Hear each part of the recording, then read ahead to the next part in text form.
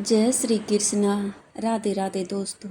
आप सभी को रक्षाबंधन की हार्दिक शुभकामनाएं। रक्षाबंधन की परंपरा कैसे शुरू हुई और इसका महत्व क्या है, आज मैं आपको एक ऐसी कहानी सुनाने जा रही हूँ जो समय के साथ बहती आई है। एक धागे की कहानी जो दिलों को जोड़ता है। एक ऐसी कहानी जो हर आँख में आंसू ला देती है, हर दिल में प्रेम भर देती है। आज मैं आपको सुनाती हूँ रक्षाबंधन की अमर गाथा, एक धागे में बंधे प्रेम की कहानी। दोस्तों, आपने कभी सोचा है कि एक साधारण सा धागा इतनी शक्ति कैसे रख सकता है? कैसे एक छोटी सी पट्टी में छुपा होता है अनंत प्रेम, असीम विश्वास और अटूट रक्षा का वचन।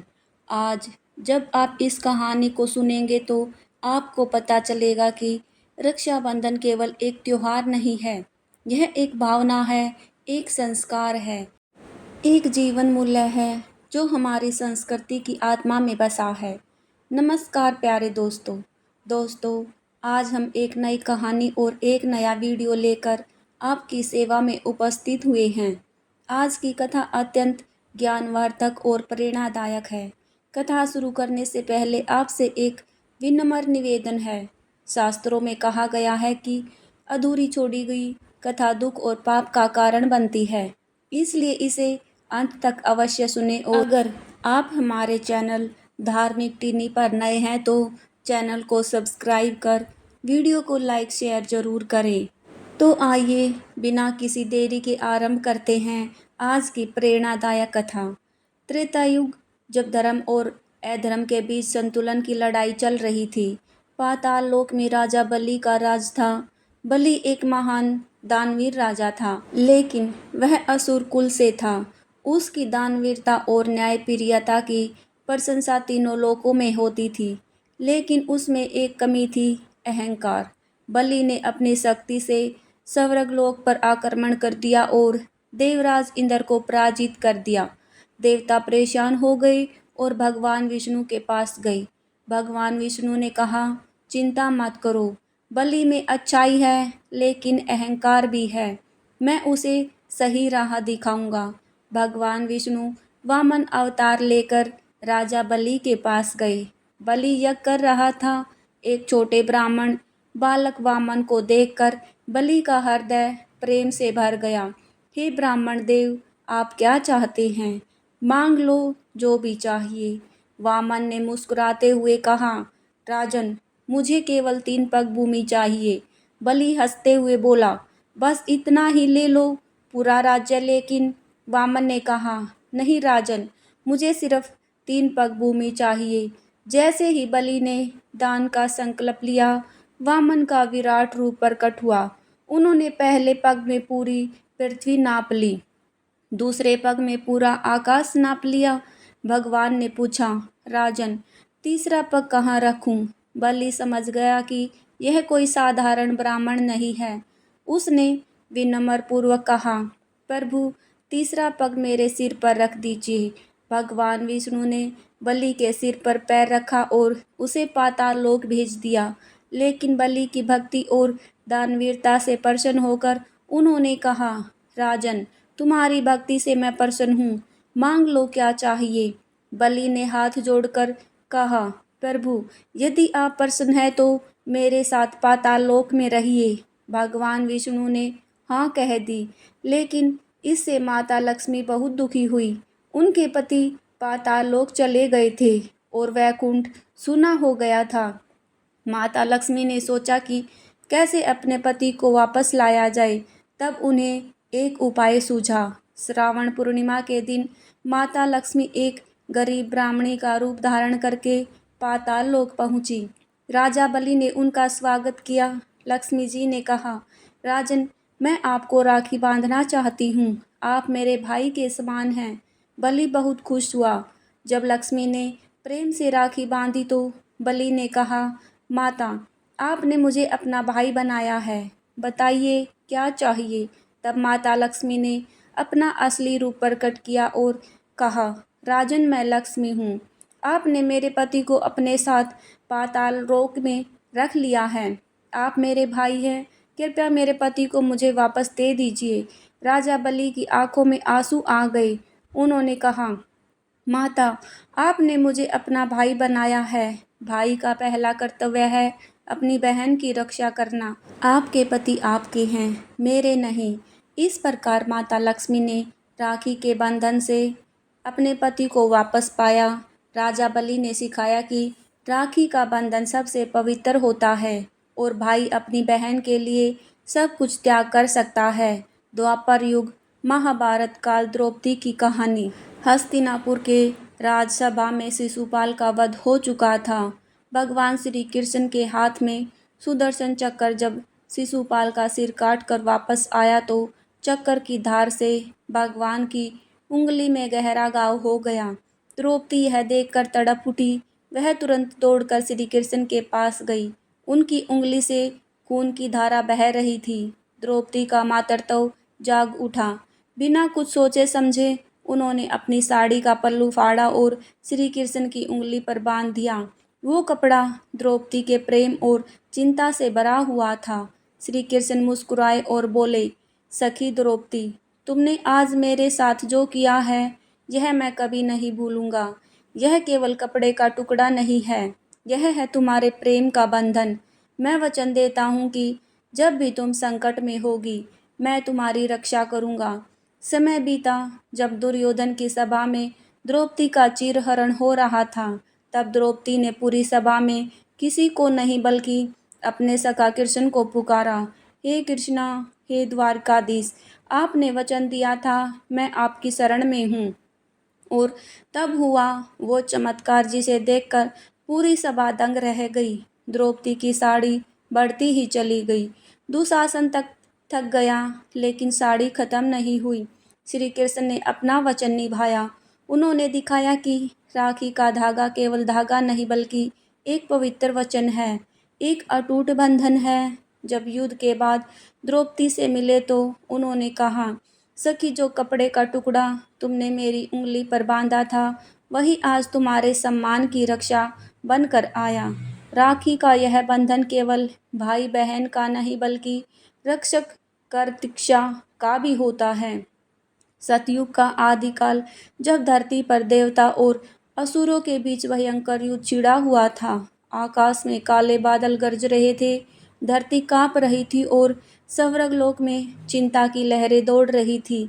देवराज इंद्र, जो तीनों लोकों के रक्षक थे, युद्ध में लगातार पराजित हो रहे थे। असुरों की शक्ति दिन प्रतिदिन बढ़ती जा रही थी। स्वर्ग में हाहाकार मचा हुआ था। देवता परेशान थे, ऋषि मुनि चिंतित थे। एक दिन जब इंद्रदेव युद्ध में हताश होकर अपने महल में वापस आए तो उनकी पत्नी माता इंद्राणी सची देवी ने उन्हें इस दशा में देखा। इंद्र के चेहरे पर हार का भाव था, आंखों में निराशा थी और मन में गहरी पीड़ा थी।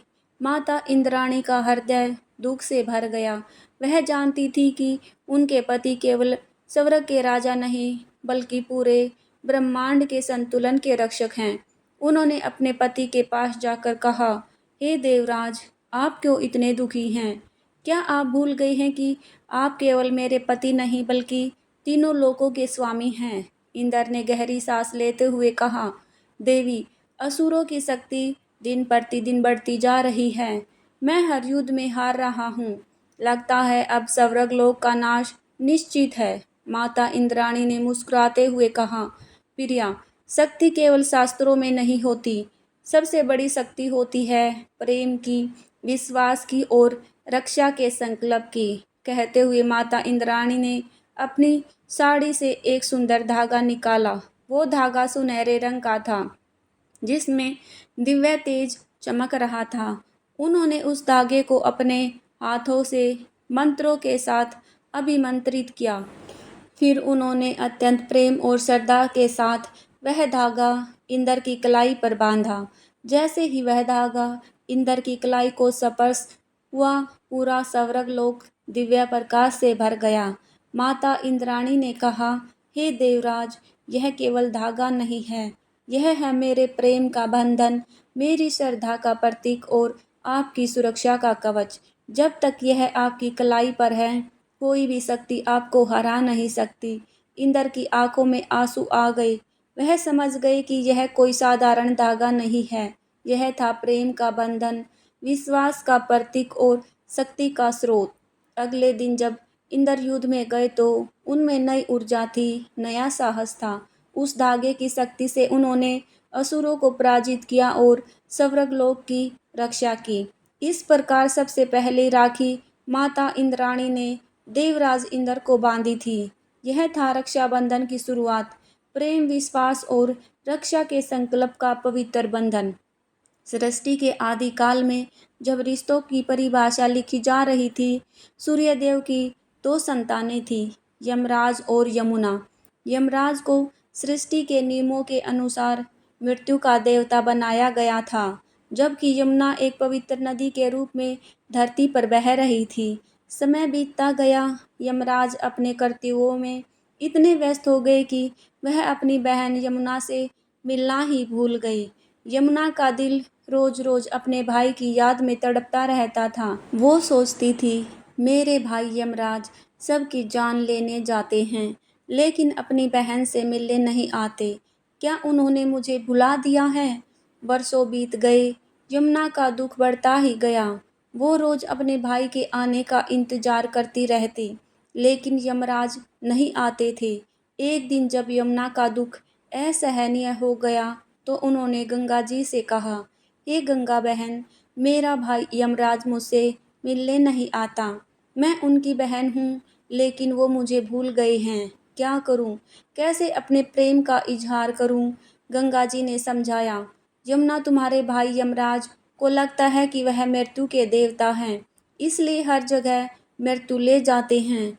वो डरते हैं कि कहीं तुम्हें भी कोई हानि ना हो जाए। यमुना ने दृढ़ता से कहा, तो मैं ही जाऊंगी उनके पास।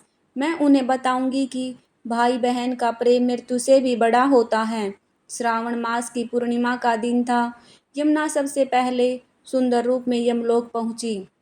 यमराज अपने सिंहासन पर बैठे न्याय कर रहे थे। जब उन्होंने यमुना को देखा तो वह हैरान रह गई। यमुना, तुम यहाँ क्यों आई हो? यह स्थान तुम्हारे लिए उपयुक्त नहीं है। यमुना की आंखों में आंसू आ गई। उन्होंने कहा, भाई, आपने मुझे कितने वर्षों से नहीं देखा है। मैं आपकी बहन हूँ। क्या मृत्यु के देवता होने से आपका बहन के प्रति प्रेम खत्म हो गया? यमराज का हृदय पिघल गया। वह समझ गए कि अपने कर्तव्यों में खुद को इतना व्यस्त कर लिया था कि अपनी प्रिय बहन को ही भुला दिया था।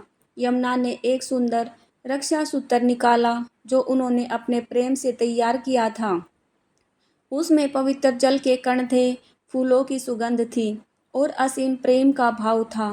भाई, आज श्रावण पूर्णिमा का दिन है। मैं आपको राखी बांधना चाहती हूँ। आप मृत्यु के देवता हैं, लेकिन मेरे लिए आप सिर्फ मेरे प्यारे भाई हैं। यमराज की आंखों में आंसुओं की धारा बह निकली। जब यमुना ने प्रेम से राखी बांधी तो यमराज ने कहा, प्रिय बहन, मैं तुम्हारा अपराधी हूँ। मैंने अपने कर्तव्यों में तुम्हें बुला दिया। आज से मैं वचन देता हूँ कि हर वर्ष इसी दिन तुमसे मिलने आया करूँगा। फिर यमराज ने यमुना को एक अनमोल वरदान दिया, हे प्रिय बहन, जो भी भाई बहन इस दिन राखी बांधेंगे और तुम्हारे पवित्र जल में स्नान करेंगे, उन्हें अकाल मृत्यु का भय नहीं होगा। और जो बहन अपने भाई को राखी बांधेगी, उसका भाई दीर्घायु होगा। इस प्रकार यमराज और यमुना की इस पवित्र कहानी से रक्षाबंधन को मृत्यु पर विजय पाने वाला त्योहार माना जाने लगा। इतिहास गवाह है कि राखी ने केवल पौराणिक कहानियों में नहीं बल्कि वास्तविक जीवन में भी चमत्कार किए हैं। रानी कर्णावती और सम्राट हुमायूं की कहानी। मेवाड़ और वीरांगना। रानी कर्णावती एक नाम जो वीरता और बुद्धिमत्ता का प्रतीक है। जब गुजरात के सुल्तान बहादुर शाह ने मेवाड़ पर आक्रमण किया तो रानी करुणावती समझ गई कि अकेले इस युद्ध में जीतना असंभव है। उन्होंने एक अनोखा निर्णय लिया। उन्होंने मुगल सम्राट हुमायूं को राखी भेजी और लिखा, सम्राट, मैं आपको अपना भाई मानकर यह राखी भेज रही हूँ। एक बहन की लाज रखिए। हुमायूं राखी देखकर द्रवित हो गया। उसने तुरंत अपनी सेना भेजी और रानी कर्णावती की रक्षा की। इस प्रकार राखी ने धर्म की सीमाओं को पार कर एक नया इतिहास लिखा। जिस रक्षा सूत्र से महान दानवी राजा बलि बांधा गया था, उसी से मैं तुम्हें बांधती हूँ। हे रक्षे, तू अचल रह विधि प्रातः काल स्नान करके पवित्र वस्त्र धारण करे, भगवान गणेश की पूजा करे, राखी को रोली चावल से सजाए, भाई के मस्तर पर तिलक लगाए, मंत्र के साथ राखी बांधे, आरती करे और मिठाई खिलाए। विशिष्ट परिस्थितियों में रक्षाबंधन जब भाई दूर हो, राखी भेजकर या वीडियो कॉल से मन में भाव रखकर राखी बांधना। किसी और से राखी बंधवाना। जब भाई ना हो, कृष्ण, गणेश जी या हनुमान जी को राखी बांधना। समाज के रक्षकों, पुलिस, सैनिक को राखी बांधना। जब बहन ना हो तो माता, पत्नी या बेटी से राखी बंधवाना। किसी अन्य बहन से राखी बंधवाना। मंदिर में राखी बंधवाना। राखी का संदेश, मैं केवल खुद का धागा सूदिया नहीं हूँ, मैं हूँ प्रेम की प्रकाष्ठा। मुझ में छुपा है माता का वात्सल्य, मुझ में बसी है बहन की चाहत। मैं हूँ रक्षा का प्रण, मैं हूँ त्याग की मिसाल, मैं जोड़ती हूँ दिलों को, मैं हूँ मानवता का कमाल। जब भी कोई मुझे बांधता है, एक नया रिश्ता जन्म लेता है। जब भी कोई मुझे स्वीकार करता है, एक नई जिम्मेदारी जन्म लेती है। मैं सिखाती हूँ कि प्रेम में शक्ति है। मैं बताती हूँ कि रिश्तों में जादू है। मैं हूँ वह धागा जो कभी टूटता नहीं, क्योंकि मैं दिल से दिल को जोड़ती हूँ। दोस्तों, रक्षाबंधन की यह कहानी यहाँ पर समाप्त होती है, लेकिन इसका संदेश अनंत है। हर वर्ष जब श्रावण की पूर्णिमा आती है, तो यह त्योहार हमें याद दिलाता है कि जब भी आप राखी बांधे या बंधवाए तो इन कहानियों को याद करिएगा। याद रखिए कि आप केवल एक धागा नहीं बांध रहे हैं, बल्कि एक पवित्र परंपरा को आगे बढ़ा रहे हैं। इस कहानी के साथ मैं आपसे विदा लेती हूँ, लेकिन राखी का संदेश हमेशा आपके दिल में गूंजता रहेगा। आने वाले रक्षाबंधन पर जब आप राखी देखेंगे तो आपको यह सभी कहानियाँ याद आएंगी और आपका दिल गर्व से भर जाएगा कि आप इस महान परंपरा के वाहक हैं। रक्षाबंधन की आप सभी बहन भाइयों को हार्दिक शुभकामनाएं। मिलते हैं एक और नई वीडियो के साथ। तब तक के लिए आप सभी का दिल से धन्यवाद। राधे राधे।